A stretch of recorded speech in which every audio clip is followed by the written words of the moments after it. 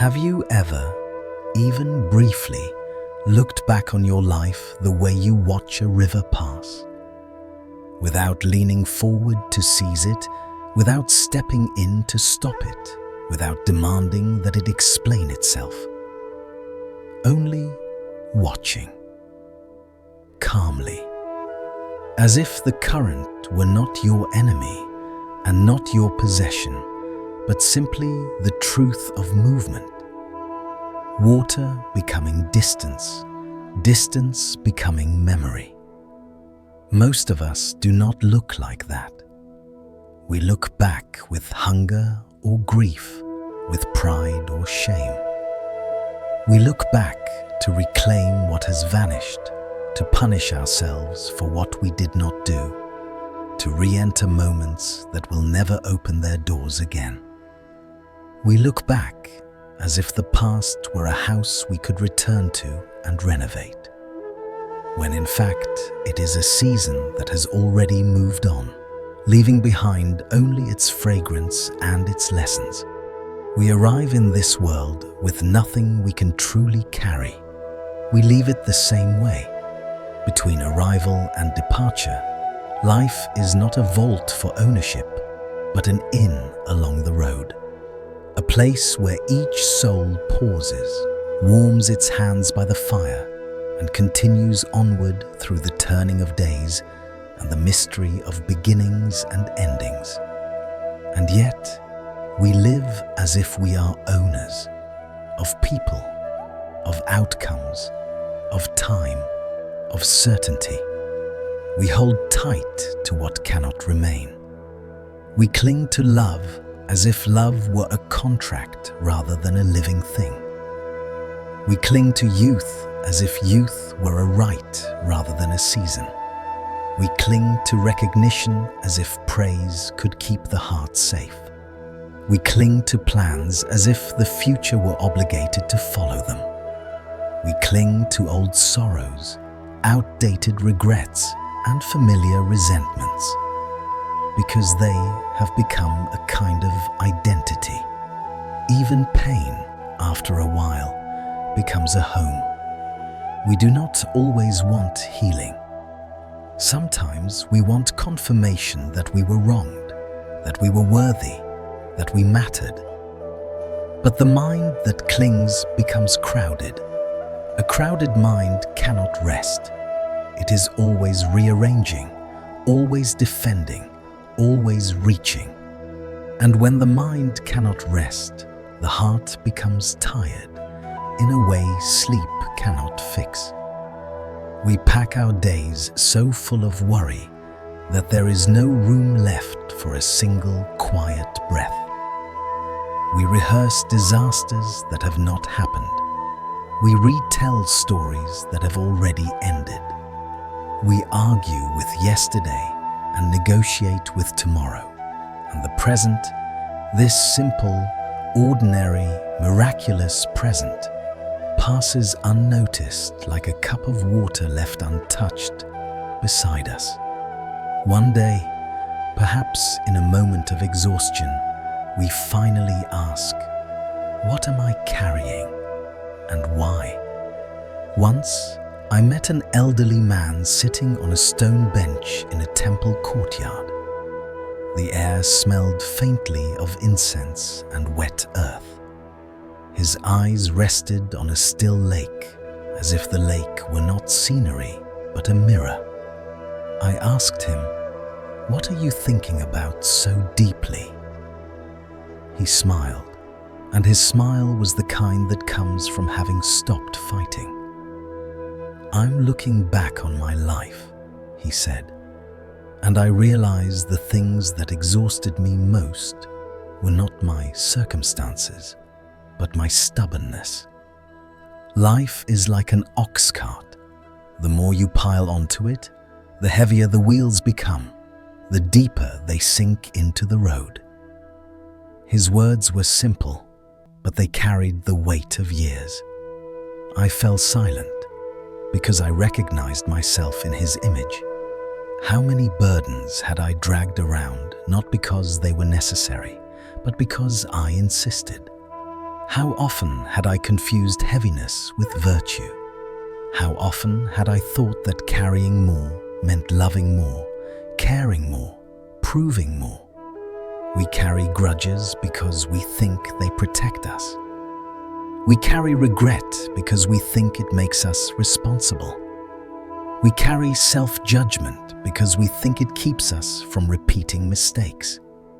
We carry control because we fear the unknown. We carry perfection because we fear being ordinary. We carry stories about how we were wronged, how we were overlooked, how we failed, until the stories become walls. And then we wonder why we cannot breathe. There is a strange fear beneath our clinging.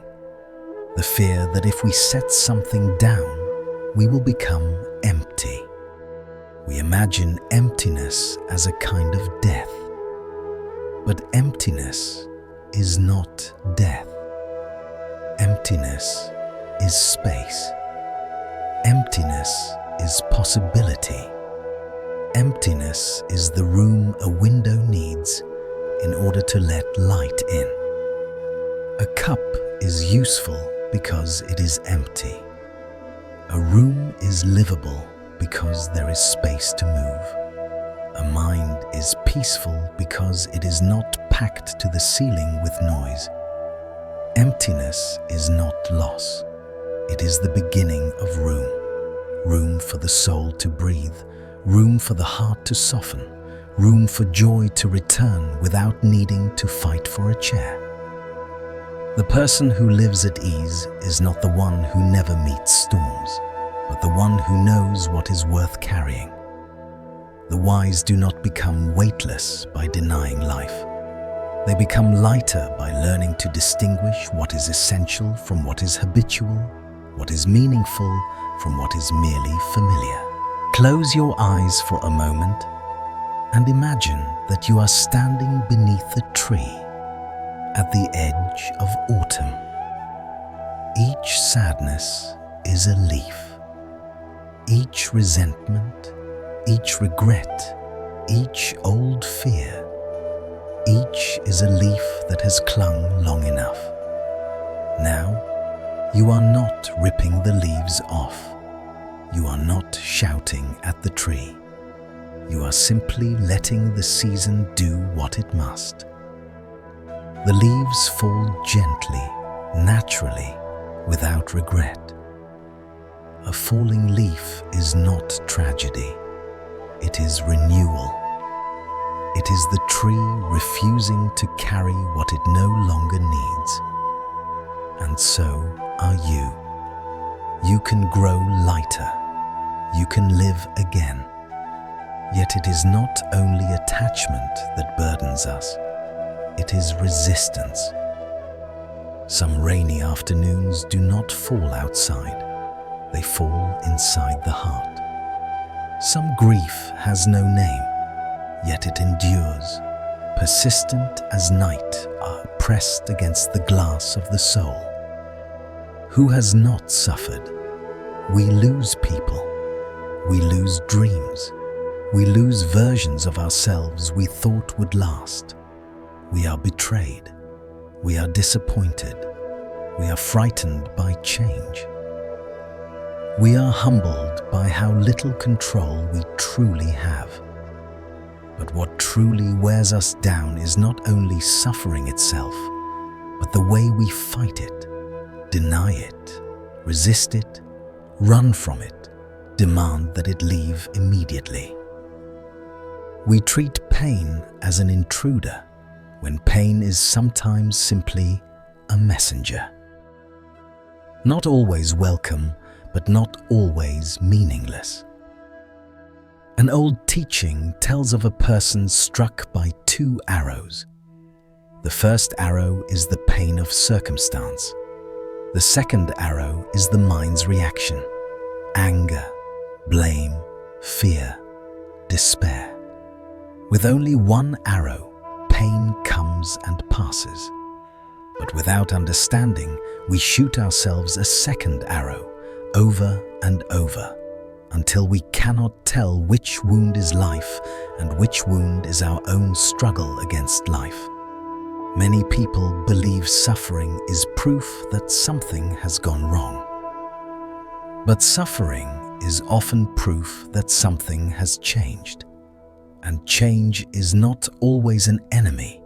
Change is the law of life. People often say, "Be strong." But real strength is not always the rigid act of standing tall. Sometimes strength is soft. Sometimes strength is the courage to sit down, very quietly, and stop performing.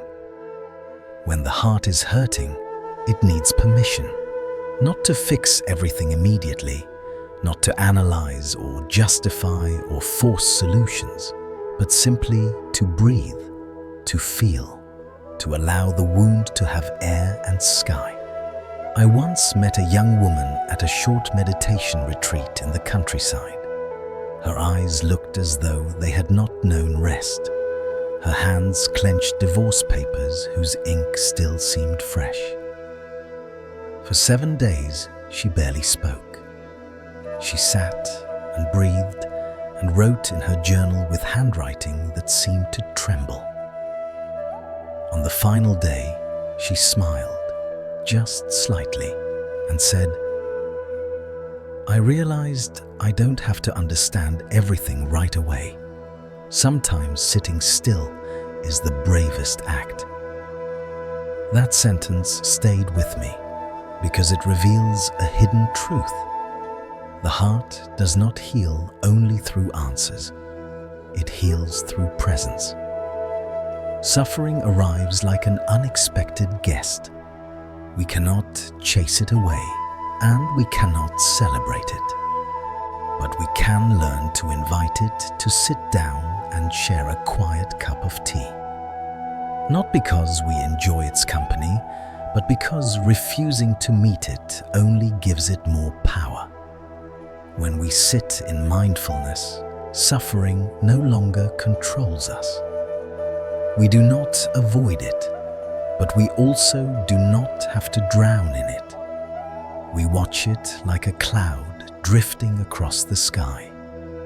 We touch it like an old acquaintance passing through. And then we see, pain can also carry the shape of a teacher. It teaches us how to let go. It teaches us where we still cling.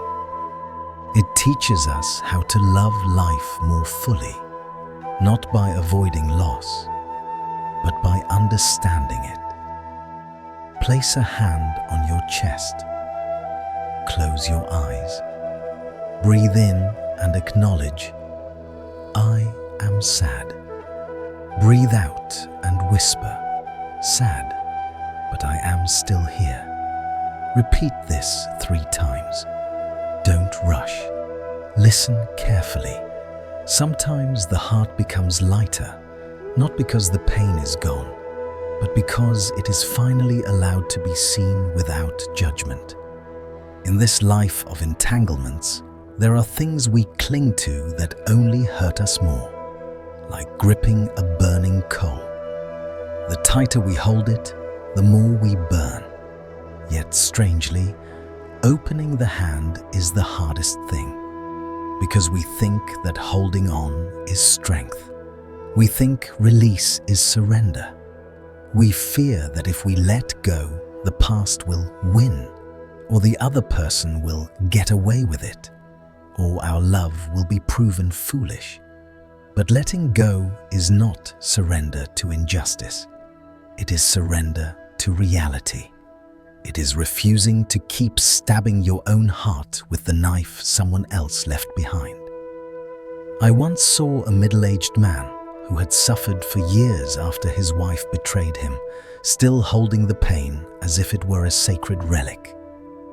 He said, "I can't forget because I loved too much." But his eyes were dry and his voice was tired.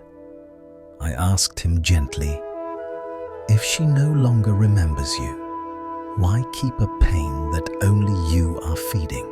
Sometimes the attachment is not to the person, but to the story. I was wronged. I was abandoned. I was not enough. And the story becomes a cage. Letting go is sometimes love mature enough to wish peace for both the other person and yourself, so that pain does not become chains, affection does not become a shackle, and the heart does not become a broken bowl you keep trying to mend in endless circles. To let go is to understand that some things were never ours to possess, no matter how hard we tried. We cannot hold time. We cannot keep those who have chosen to leave. We cannot force life to unfold exactly as we want. But we can loosen our grip to become lighter, to live more fully in the present, to keep walking even with a lingering ache. Someone once asked me, "How do I let go when my heart still hurts?" And I answered, "Begin by not resisting. Don't force yourself to look strong. Cry if you need to. Write if you need to. Be silent if you need to. And one day, when you no longer feel the urge to retell the story, when the wound no longer keeps you awake at night, you will know you have begun to release." Letting go is a process, like leaves turning gold and falling, like autumn passing, like clouds thinning into evening sky. No rushing, no forcing. Even sorrow grows tired of itself and leaves when it is no longer fed by constant reliving. But here is a deeper question. Why do we cling so fiercely at all? What is it we are truly trying to protect? Often we cling because we are afraid. Fear is the invisible rope tied around the mind. Fear of loss, fear of loneliness, fear of being unlovable, fear of uncertainty, fear of the vastness of life that cannot be controlled. In fear, we tighten our grip. We demand guarantees. We build walls. We keep score. We rehearse the worst. Yet what we truly seek is not control. What we truly seek is safety. And the truth is, no external arrangement can guarantee safety. People change. Bodies age. Plans unravel. Even the most careful life cannot prevent the unexpected. So if safety cannot be secured outside, where can it be found?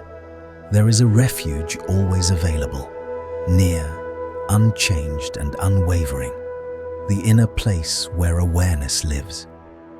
Your true home is not the shifting world. It is the quiet center within you that watches the shifting world without being destroyed by it. Some live amid glittering city lights, yet feel hollow and exhausted.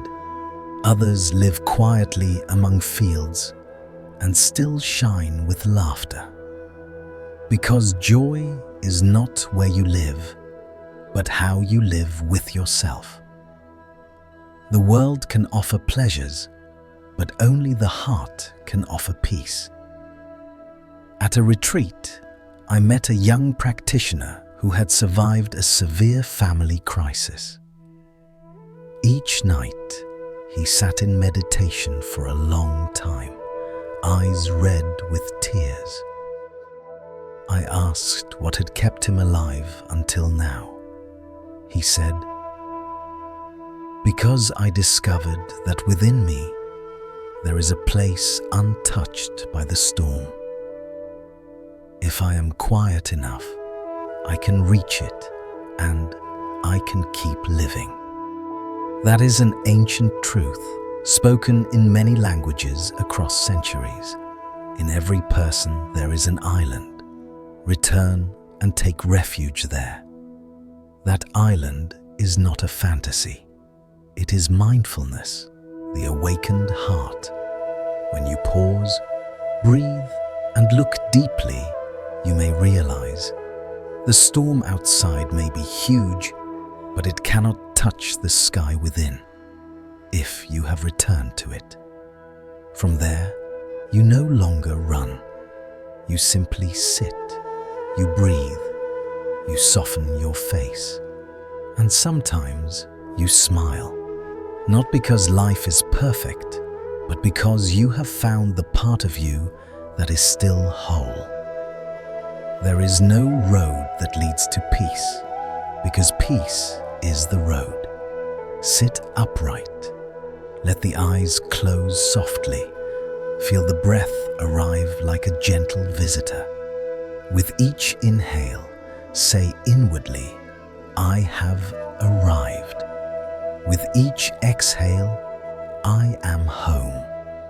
Rest in that simple recognition. The world does not need to change for you to touch peace. Peace is not a reward granted by circumstance. Peace is a way of meeting circumstance. And when you begin to live this way, you start to see impermanence not as a threat, but as a teacher. Everything changes, so you do not postpone love. Everything passes, so you do not postpone presence. Everything is fragile, so you learn to handle it with care. When you understand impermanence, you stop demanding that life holds still for you. You stop bargaining with the river. You also begin to see that much suffering is not caused by what happens, but by what we insist should not happen. We insist people should never disappoint us. We insist life should always be fair.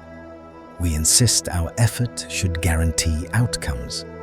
We insist our youth should stay. We insist the past should have been different. But insistence is a kind of violence, a subtle form of fighting reality. And reality always wins. Not because it is cruel, but because it is true. So the question becomes, can I live truthfully? Can I stop arguing with what is? Can I meet my life with honesty, tenderness, and courage? The Buddha taught that affliction arises from greed, anger, and delusion. Greed makes us demand more than we need and cling to what cannot be held. Anger makes us burn against what we cannot control.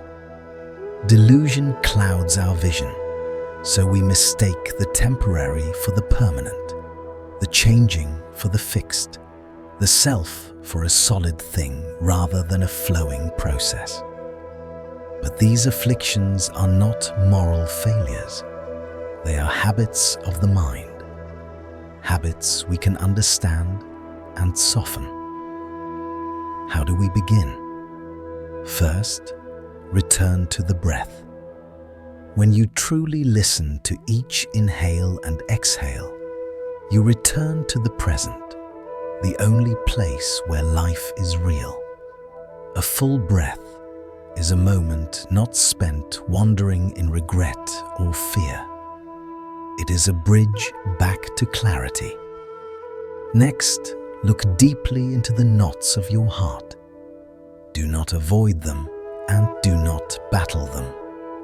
Face them gently.